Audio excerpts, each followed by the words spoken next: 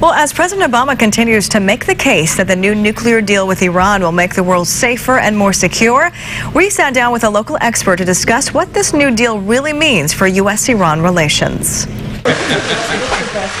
The basic outline of the historic deal with Iran is this. Iran will cut back most of its nuclear activities for the next decade and submit to constant inspections. In return, the U.S. and its allies will lift the sanctions crippling Iran's economy. But what does this all mean when it comes to U.S.-Iran relations? A Santa Barbara political science professor believes it will be good for American companies who've been shut out by their European competitors and can now invest in Iran. And that's a bonus for Americans because, as I said, they've been losing billions of dollars to their competitors who have basically skirted the embargo. On Iran's end, don't expect a warm embrace of the United States or diplomatic exchanges anytime soon. But with Iran's economy currently operating mainly on a cash basis, bank transactions blocked through heavy sanctions, this deal could well mean an economic revival. This will be an incredible boon for Iran because now they can, instead of having to do cash transactions and bartering as they've been doing, they've been able to, engage in commercial relations as every other nation does, and they'll be able to invest the money domestically.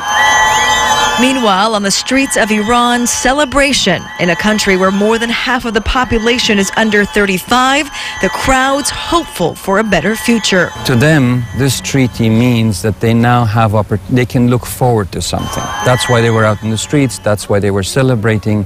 What they're celebrating is that they now have hope. What a stunning, historic mistake. But not everyone's buying into this deal being a symbol of hope. The record they've established, they've never been forthcoming, and they're not going to be now.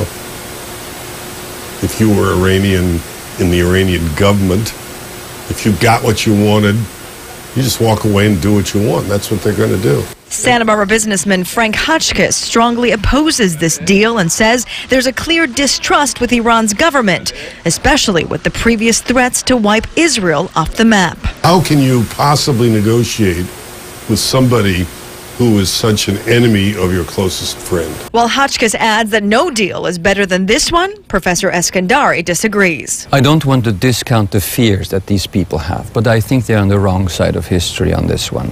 If a country wants to cheat on these things, there are opportunities. Nothing is fail-safe in this world. We need to realize this. This is so intrusive an agreement that Iran will be under restraints that practically no other country has been so far.